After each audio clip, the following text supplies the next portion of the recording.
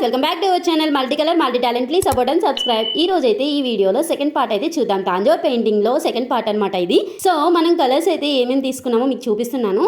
ఈ పాప లంగా జాకెట్ అయితే మనం స్కర్ట్ కలర్ సేమ్ యాస్టీస్ మన దగ్గర పెయింట్ అనేది ఉంది. సో దానికి కాంబినేషన్గా దాంట్లోని డార్క్ కలర్ అనేది తీసుకుంటున్నాను. పికాక్ కూడా సూటబుల్గా ఉండే కలర్స్ అయితే మనం ఎంచుకున్నాము. సో నేను చూపిస్తున్న కలర్స్ అన్నీ కూడా స్క్రీన్ పైన నేమ్స్తో సహా క్లారిటీగా మీకు ఇస్తాను. అండ్ డిస్క్రిప్షన్లో కూడా క్లారిటీగా మెన్షన్ చేస్తాను. ఒకసారి విజిట్ చేయండి, డిస్క్రిప్షన్ కూడా చూడండి. అండ్ ఈ వీడియో లాస్ట్ వరకు చూడండి. నచ్చితే కనుక మీరు కూడా ట్రై చేసి కామెంట్ చేయండి అండ్ లైక్ కూడా చేయండి. మన ఛానల్ని సబ్స్క్రైబ్ చేసి పెట్టుకోండి. ఇంకా అప్కమింగ్ వీడియోస్లో ఇంకా క్లారిటీగా తాంజోర్ స్టైల్ కానీ ఫ్యాబ్రిక్ పెయింటింగ్ గురించి కానీ ఎలాంటి డౌట్స్ ఉన్నా సరే క్లారిటీగా నేను ఎక్స్ప్లెయిన్ చేస్తాను. అండ్ కామెంట్ చేసినా సరే కామెంట్స్లో కూడా మీకు అర్థమయ్యే భాషలో నేనైతే చెప్తానమాట. సో ఇప్పుడు మనం తీసుకున్న కలర్స్లో ఒక మెయిన్ కలర్ అయితే డ్రై అయిపోయిందనమాట. అంటే అంతగా డ్రై అవ్వలేదు, అంటుకోనట్టుగా అట్లా కొంచెం గట్టిపడడం వల్ల నేను దాంట్లో మీడియం 2 అనేది మిక్స్ చేస్తున్నాను. ఒకసారి వీడియోలో చూపిస్తున్నాను చూడండి. మీడియం బాటిల్కి ఉన్న మూతలోనే మూత క్వాంటిటీ తీసుకొని దానికి మూత నిండా తీసుకొని ఆ పెయింట్ డబ్బాలో అయితే పోసాను. పోసిన తర్వాత మూత గట్టిగా పెట్టేసి పక్కకి పెట్టి షేక్ చేస్తే కనుక చాలా బాగా పెయింట్ అనేది కలుస్తుంది. బ్రష్తో కలిపినా కూడా అంత ఈజీగా అయితే మనకి మెల్ట్ అవ్వదు ఆ వాటర్లో. సో అందుకని చెప్పి నేను పక్కకు తీసుకెళ్ళి దాన్ని మెల్ట్ చేశాను అనమాట. మనకి ఎప్పుడైతే ఆ వర్క్ అర్జెంట్ అవుతుందో అప్పుడే పెయింట్స్ కూడా ఇలాంటి పని ఒకటి పెడతాయన్నమాట. సో ఇది కలుపుకునేసరికి దీన్ని డ్రై నుంచి నార్మల్ స్టేజ్కి తీసుకొచ్చేసరికి తల ప్రాణం తోక్కొచ్చింది. అందులో మళ్ళీ ఈ మెయిన్ క్లాత్ అక్కడే పెట్టి మీకు చూపిద్దామని కెమెరా కిందనే షేక్ చేశాను.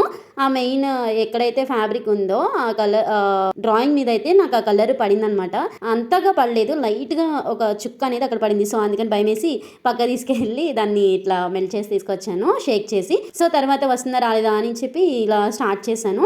మెయిన్ కలర్ అయితే మనకి లంగా ఏ కలర్ అయితే ఉందో ఆ కలర్తోనే మనమైతే ఇప్పుడు మొత్తం కూడా బాడీ మొత్తం కూడా ఈ 2 కలర్స్తోనే మెయిన్గా అయితే వేయబోతున్నాం అనమాట. ఈ బాడీ మొత్తం కూడా పీకాక్కి అండ్ ఫేస్కి అంతా కూడా ఈ 2 కలర్స్తోనే మనం షేడింగ్ అనేది ఇస్తున్నాను. ఇందులో షేడింగ్ అండ్ గోల్డ్ ఎక్కడెక్కడ యూస్ చేయాలి అనేది కూడా నేను క్లారిటీగా ఈ వీడియోలో అయితే చూపిస్తున్నాను. లాస్ట్ వరకు చూడండి, మీకు ఉపయోగపడుతుంది. లేదు ఇంకా ఏమైనా డౌట్స్ ఉన్నాయంటే కామెంట్స్లో అడగండి, తప్పకుండా మేము రిప్లై ఇస్తాము.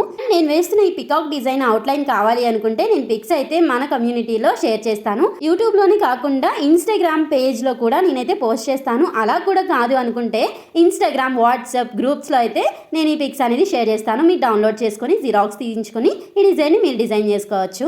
సో మనం ఏదైతే మెయిన్ కలర్గా తీసుకున్నామో ఆ 2 కలర్స్ అయితే షేడింగ్ అయితే చేస్తున్నాను. ఆల్రెడీ మీరు వీడియోలో చూస్తున్నారు కదా. సో అలా అయితే షేడింగ్ ఇచ్చేసిన తర్వాత మిడిల్లో డ్రాప్ షేప్లో అయితే వదిలేస్తున్నాను కదా. అది పింక్ కలర్ ఉండదు, తర్వాత గోల్డ్ అనేది మనం ఫిల్ చేస్తాం. దాంట్లో మనం వేసుకున్న అవుట్లైన్ ఏదైతే ఏ షేప్లో అయితే ఎలా ఉందో అలానే మనం కూడా పెయింట్ని ఆ వేలోనే తీసుకెళ్తే చాలా బాగుంటుంది.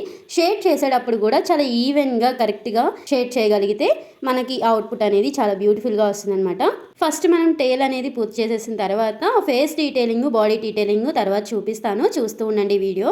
అండ్ ఎక్కడ స్కిప్ చేయకుండా చూస్తే మీకు క్లారిటీగా అర్థమవుతుంది కూడాను. ఈ పెయింటింగ్ మొత్తం కూడా ఎక్కడ స్కిప్ చేయకుండా నేనైతే రికార్డ్ చేశాను మీకోసం. మీరైతే ఎక్కడ స్కిప్ చేయకుండా లాస్ట్ వరకు వీడియో క్లారిటీగా చూసి అర్థం చేసుకొని మీరు కూడా వేరే బ్లౌజెస్ కానీ శారీస్ పైన కానీ ఇంకా మరెక్కడైనా మీరు ట్రై చేసి మీకు నచ్చిన విధంగా మీకు నచ్చిన కలర్స్లో మీకు నచ్చిన డిజైన్ని మీరు ఇలానే డిజైన్ చేసుకోవచ్చు.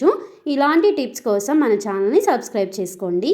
అండ్ ఇలానే చూపిస్తున్న విధంగా మొత్తం కూడా పెయింట్ అయిపోయిన తర్వాత ఒక 2-3 అవర్స్కి ఫుల్గా డ్రై అయిపోతుంది. డ్రై అయిన తర్వాత మనకు కావాలి అనుకుంటే ఎంబ్రాయిడరీ వర్క్ ఇంట్లోనే చిన్న చిన్న పూసలు కూడా మనం స్టిచ్ చేసుకోవచ్చు. ఫ్యాబ్రిక్ పెయింటింగ్ పైన కూడా ఇట్లా గ్లూతో అయితే స్టిక్ చేస్తున్నారు. అట్లా స్టిక్ చేస్తే ఏమైందంటే ఈ క్లాత్స్ని మనం వాష్ చేసేటప్పుడు కానీ లేదంటే వాషింగ్ అయిపోయిన తర్వాత కానీ ఊరికే ఊడిపోతాయి గ్లూతో మనం స్టిక్ చేస్తే స్టోన్స్ కానీ అలాంటివి. అదే మనం హ్యాండ్తో స్టిచ్ చేసుకుంటే బాగుంటాయి అన్నమాట. గ్లూతో స్టిక్ చేసిన స్టోన్స్ వర్క్ అది కూడా బ్లాక్గా అవ్వకుండా నీట్గా ఉంటుంది మనం కుట్టడం వల్ల. చాలా రీసెంట్గా పెట్టిన వీడియోస్లో నాకు లాంగ్ వీడియోలో ఒక కామెంట్ అయితే వచ్చింది.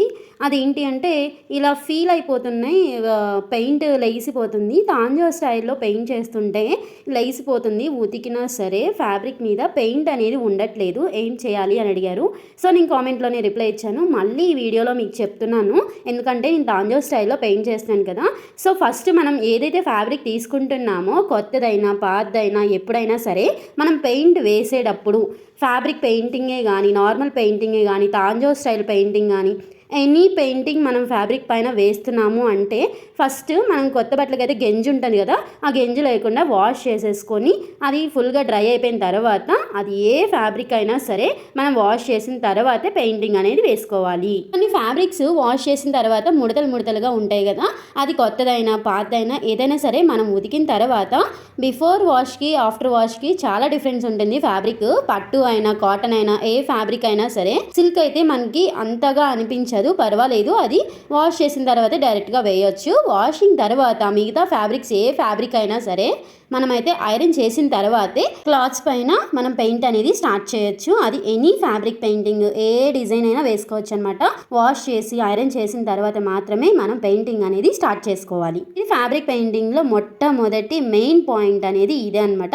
అలానే మనకు వచ్చిన రీసెంట్ కామెంట్స్ లో ఇంకొకటి ఏంటి అంటే మనం ఫ్యాబ్రిక్స్ ఏం యూస్ చేయాలి అంటే, ఫ్యాబ్రిక్ పెయింటింగ్ కి ఎలాంటి ఫ్యాబ్రిక్స్ యూస్ చేయాలి అని అడుగుతున్నారు. ఏ ఫ్యాబ్రిక్ అయినా బాగుంటుంది అని నేను చెప్పాను, కానీ మళ్ళీ ఈ వీడియోలో క్లియర్గా ఎక్స్ప్లెయిన్ చేస్తున్నాను. నేను వేసేది అయితే ఈ ఫ్యాబ్రిక్ వచ్చేసి పట్టు లంగా జాకెట్ మెటీరియల్ అనమాట. ఆల్రెడీ మనమే స్టిచ్ చేసేసి దానిపైన ఇలా కావాలి అని తర్వాత ఎప్పుడో చెప్తే ఇలా అయితే డిజైన్ చేస్తున్నాము. మేము వేసేది మెయిన్ ప్యూర్ పట్టు లంగా జాకెట్ పైన ప్లెయిన్ క్లాత్ వచ్చింది కాబట్టి మేము ఇలా తాంజా స్టైల్లో కస్టమర్కి ఇచ్చాము వేసి.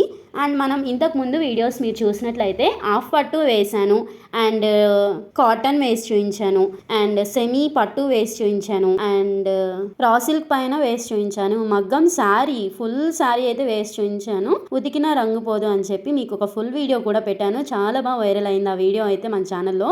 అండ్ ఇంకా చాలా ఫ్యాబ్రిక్స్ పైన మీకు వేసి చూపించాను. కానీ ఈ అన్నిటిలో మనకి బెస్ట్ అనిపించింది ఏంటి అంటే, మందంగా ఉండడం వల్ల ఏమో కానీ రా సిల్క్ ఫ్యాబ్రిక్ పెయింటింగ్ చాలా పర్ఫెక్ట్ అని నాకు అనిపించింది. అది నా ఓన్ ఎక్స్పీరియన్స్తో నేను చెప్తున్నాను. అండ్ మీకైతే హాఫ్ పట్టు మీద కూడా ట్రై చేయొచ్చా అని అడిగారు. మనం ఫ్లోరల్ డిజైన్ చాలా పెద్ద సైజులో ఒక ఫ్రాక్ మీద డిజైన్ చేసి నా ప్రీవియస్ వీడియోస్లో పెట్టాను కదా, సో అదైతే హాఫ్ పట్టు ఫ్యాబ్రికే. ఫుల్ ఫ్రాక్ కూడా హాఫ్ పట్టు ఫ్యాబ్రిక్, కానీ హాఫ్ పట్టు మీద మనం మీడియం వేసేటప్పుడు ఫస్ట్ మనం బేస్ కోట్గా యూజ్ చేసే మీడియం వేసేటప్పుడు చాలా జాగ్రత్తగా వేయాలి. ఎందుకు అంటే ఎక్కువ క్వాంటిటీ బ్రష్తో తీసుకొని వేసాము అంటే మనం తీసుకున్న డిజైన్కి అవుట్ సైడ్ కూడా స్ప్రెడ్ అయిపోతుంది. సో మనం ఫ్యాబ్రిక్ పెయింటింగ్స్కి ఎలాంటి ఫ్యాబ్రిక్ అయినా ఏ ఫ్యాబ్రిక్ అయినా యూజ్ చేయొచ్చు. కాకపోతే ఒక హాఫ్ పట్టు సెమీ హాఫ్ పట్టు విషయంలో మాత్రం కొంచెం జాగ్రత్తగా హ్యాండిల్ చేస్తే సరిపోతుంది అనమాట. అండ్ మనం వీడియోలో చూపిస్తున్న విధంగా మనం పికాక్కి body colour and 2 colours shading అయితే అయిపోయింది.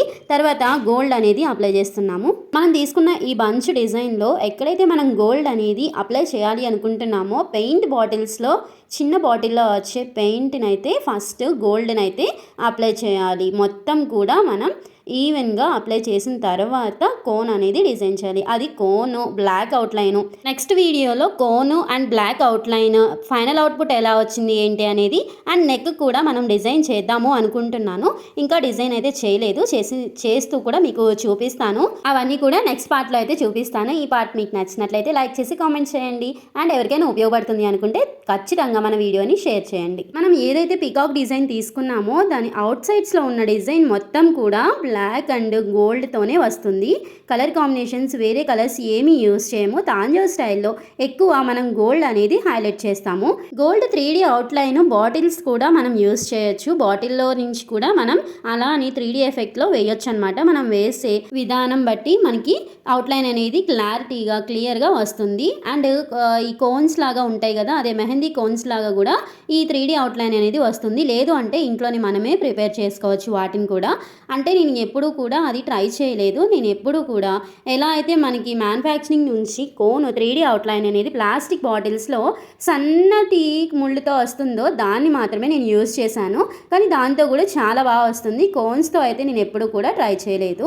ట్రై చేసే అవకాశం కూడా నాకు ఎప్పుడు రాలేదు. ఎందుకంటే నేను దీంతోనే బాగా వేసేస్తాను. నాకు అంత అవసరం పడలేదు. 3D అవుట్లైన్తోనే వేసేస్తాను. కోన్ అంత అవసరం పడలేదు కాబట్టి నేను ఎప్పుడు కూడా ట్రై చేయలేదన్నమాట. ఇంకా నెక్స్ట్ అయితే ఈ మనం పూసలు అవి కుట్టుకోకుండా ఇట్లా అయితే నేను డిజైన్ చేస్తున్నాను. మామూలు పెయింట్తోనే అక్కడక్కడ డాట్స్ లాగా పెడుతున్నాను. ఫస్ట్ అక్కడ కూడా ఎలా ఈ గోల్డ్ ఎక్కడైతే వేసానో ప్రతి దాని దగ్గర కూడా ఒక డాట్ దగ్గర కూడా ఈవెన్ 1 డాట్ పెట్టాలి అన్నా కూడా అక్కడ నేను మీడియం అనేది అప్లై చేసిన తర్వాతే పెయింట్ అనేది అప్లై చేస్తాను. సేమ్ యాజ్ ఇట్ ఈస్ నేను చెప్పిన విధంగా మీరు కూడా టిప్స్ అని ఫాలో అవుతూ ఫ్యాబ్రిక్ పెయింటింగ్ అయితే వేసినట్లయితే పెయింట్ అనేది పెచ్చిగా లేకుండా నీట్గా ఎలా వేస్తామో అలానే కొన్ని ఇయర్స్ వరకు ఉంటుంది. సో ఈ వీడియోలో కలరింగ్ అండ్ గోల్డ్ పెయింట్ వేయడం అయితే మీకు క్లారిటీగా చూపించేసాను కదా, కొన్ని టిప్స్ కూడా చెప్పాను. అండ్ నెక్స్ట్ వీడియోలో అయితే మనం 3D అవుట్లైన్ కోన్ ని ఎలా యూజ్ చేస్తున్నాం and black outline 3D outline వేసిన తర్వాత వేస్తున్నామా ముందు వేస్తున్నామా అనే విషయాలు అన్ని కూడా నెక్స్ట్ పార్ట్ లో అయితే చూపిస్తాను. Subscribe for more updates. Thank you for watching.